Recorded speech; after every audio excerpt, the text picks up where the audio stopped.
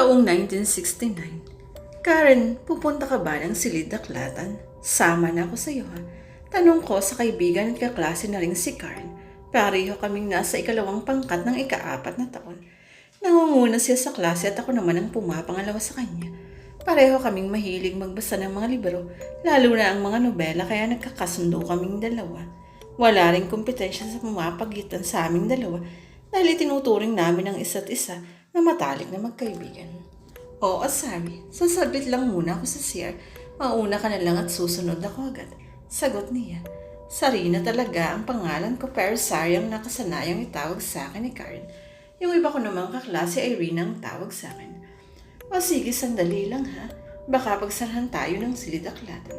Isang tango ang isinagot niya sa akin at tinungo ang daan papuntang CR na nasa quadrangle at katabi ng kantina. Sinundan ko siya ng tingin at napakanot na ako nang mahalata kong parang may iniinda siyang sakit. Umakyat na ako sa library at nakasalubong ko si Ginoong Valdez. Sir Rina, manghihiram ka ba ng libro? Opo, sir. Okay, bababa muna ako sandali ha. Ikaw muna ang maiwan dito. Sige po, sagot ko at sinundan ng tingin si Ginoong Valdez na pababa ng hagdan. Nang makapasok ako ng library ay wala ng tao roon. Tinungo ko ang estante ng mga libro at pumili ng mga nobelang hindi ko pa napabasa. Ilang minuto na akong nakatayo sa harap ng estante ay hindi pa rin umakyat si Karen. Baka masama ang tiyan na. Kumuha ko ng 2 libro at dinala sa mahabang mesa na laan para sa mga estudyante. Bago yun ay duan muna ko sa mesa ni Ginoong Valdez at iniwan doon ang library card ko. Nang makaupo ako ay binuklat ko ang unang pahina ng libro. Ilang minuto pa akong nagbasa, ngunit wala pa rin si Karen. Tingnan ko ang suot kong umurahing relo sa kamay at nalaman kong mag-aalas 5 na ng hapon. Ipinasya ko pa rin maghintay ng ilang minuto. Nasa 10 pahina na ako sa binabasa ko nang umakyat si Karen. Tingnan ko ulit ang relo at pumapatak na alas 5:30. Bakit ang tagal mo? Sabi mo sandali ka lang. Tanong ko sa kanya. Hindi niya ako sinagot at dire-diretsong tinungo ang estante ng mga libro. Anong nangyari sa kanya at hindi ako pinansin? Nagtataka man ako sa ikinikilos niya, hindi ko na pinansin. Baka masama lang ang pakiramdam. Tumayo ako at nilapitan sana siya nang biglang sumungo ang ulo na Ginoong Valdez sa pinto. Sarina, bumababa ka muna dali. Bakit po? Takang tanong ko. Basta bumaba ka na, yung kaibigan mo. Sino pong kaibigan? Tanong ko ngunit hindi na nasagot ni Ginoong Valdez dahil umalis na siya sa pinto. Sinulyapan ko si Karen na naghaharap pa rin ng babasahing libro. Car, baba na ako ha. Hintayin lang kita sa baba. Bilisan mo riyan. Bilin ko kay Karen. Tinignan niya lang ako at tumango. Anong problema ng babaeng yun? Hinayos ko na ang mga gamit ko at sumunod kay Ginoong Valdez sa baba. Naabutan kong nag-uusap ang club advisor namin at si Ginoong Valdez. Humahangos din na tinungo ng 2 guard ang patungong quadrangle. Kasunod nila ang ilang guro na naiwan sa eskwelahan ng mga oras na yun. At may mga outsider na rin na pumasok at sumunod sa 2 gwardya. Sarano po bang nangyari? Tanong ko kay Ginoong Valdez.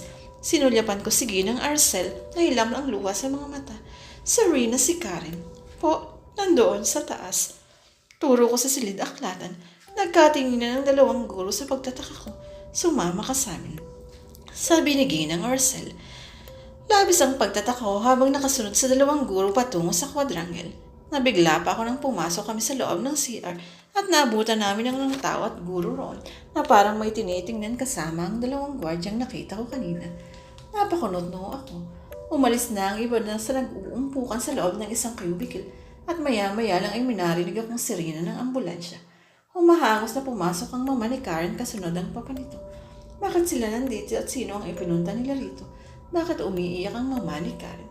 Karen, sigaw ng mama ni Karen nang makarating sa pinag-uumpukan kanina ng mga tao.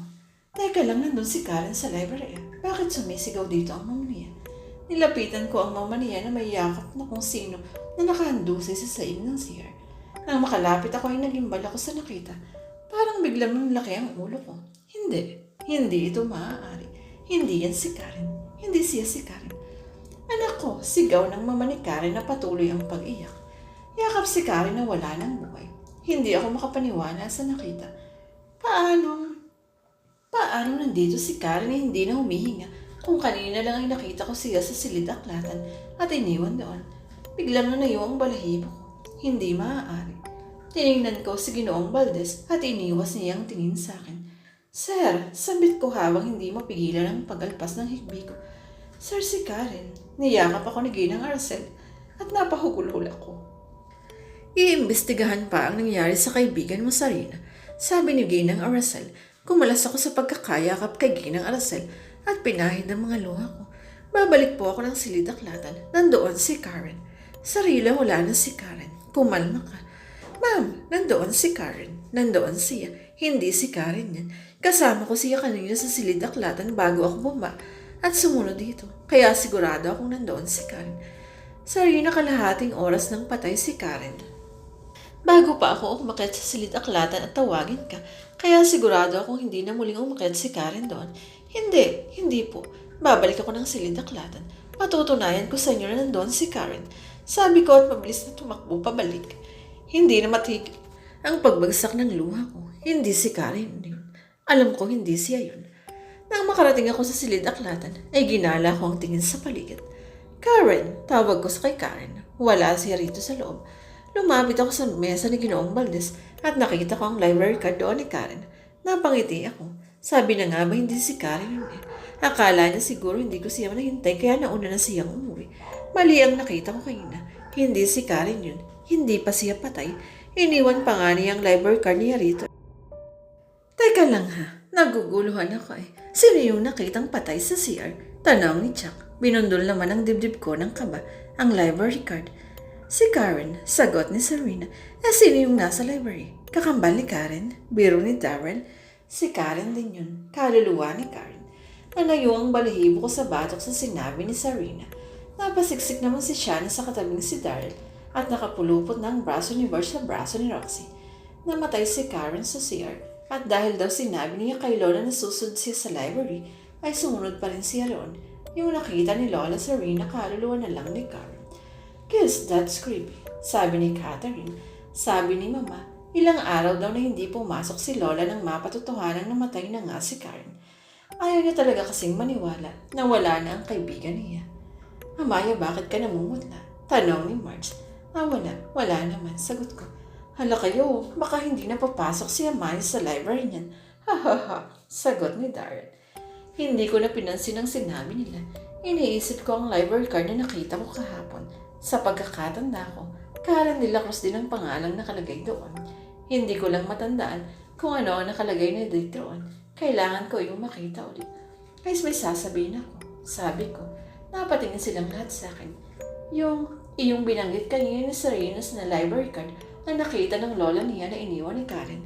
Huminga ako ng malalim habang sila hindi kumukurap na nakatingin sa akin. Nakita ko kahapon sa library. Napasinghap ng malakas ang mga kaklase ko. Tingnan nila ako na parang hindi makapaniwala. You're kidding, right, Amaya? Tanong ni Catherine. Hindi, Chucks. Sabi ko at binalingan si Chucks. Naalala mo ba kahapon nung tinanong kita kung may nakasalubong kang bumaba ng library? Tumango si Chucks sa akin. Napasulyap naman ang iba kong kaklase sa bintana ng library dahil ang kinaroroonan namin nasa baba lang ng library. Naramdaman ko kasing may kasama ako roon kahapon. Akala ko namang hihiram ng libro. Nang tingnan ko wala namang tao sakalang dumating si Chuck para sunduin ako sa taas. Nagulat pa nga kita, sagot ni Chuck na sumang-ayon. So Yumi, nakita mo rin ang library ni Karen de la Cruz? Tanong ni Serena. Tumango ako habang nanlalaki ang mga mata nila. Nagtaka nga ako dahil iba ang nakasulat na numbers sa library card niya. Something like -70, ganon, at section 2 rin ang nakalagay na section. Napasinghap ang mga klase ko at napahaplo sa braso na, I'm telling you the truth, guys. So can we see the card? Tanong ni Barge. Babalikan ko sa library. Sigurado ako na nakita ko kahapon. I'll go with you, Maya, sabi ni Chucks. Tumango ako at tumayo na para umakyat sa library. Sinundan lang ako ng mga klase ko ng tingin. Hindi ako maaaring magkamali.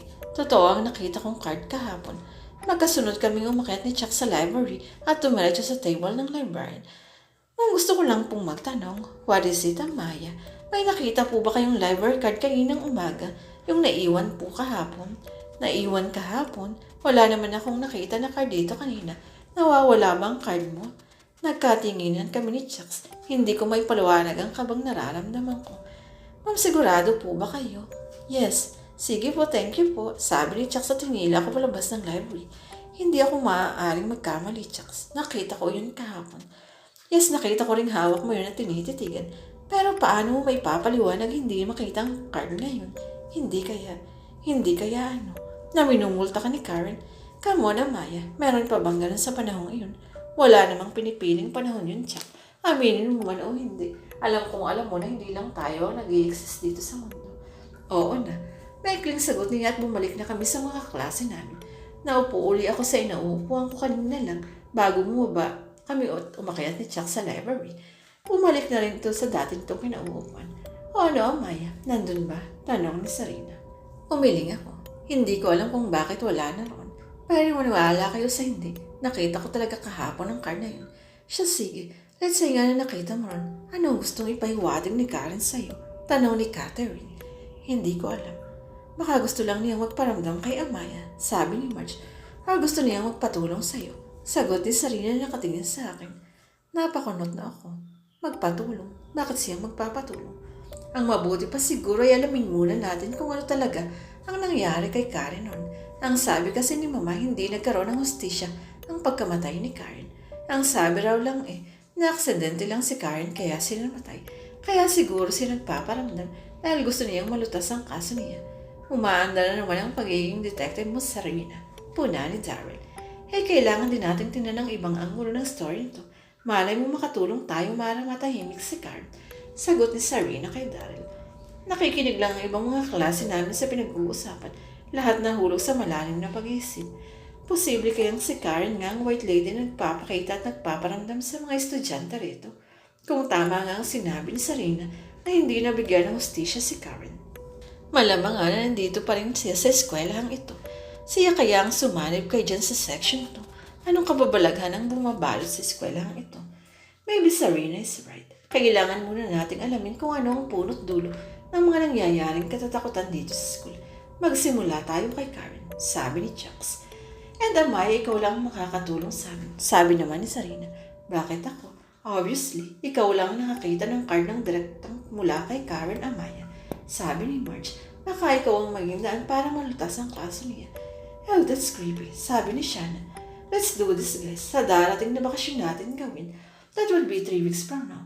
Mas mapagtutuunan natin ang pansin nito kapag wala tayong pasok para na rin hindi maabala ang pag-aaral natin, sabi ni Sabrina.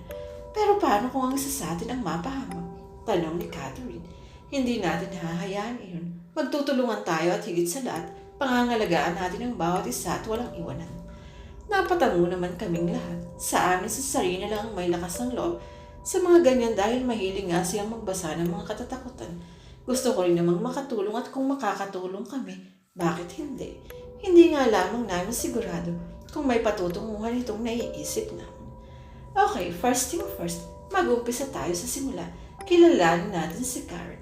Kapag may vacant period tayo, mag-research tayo tungkol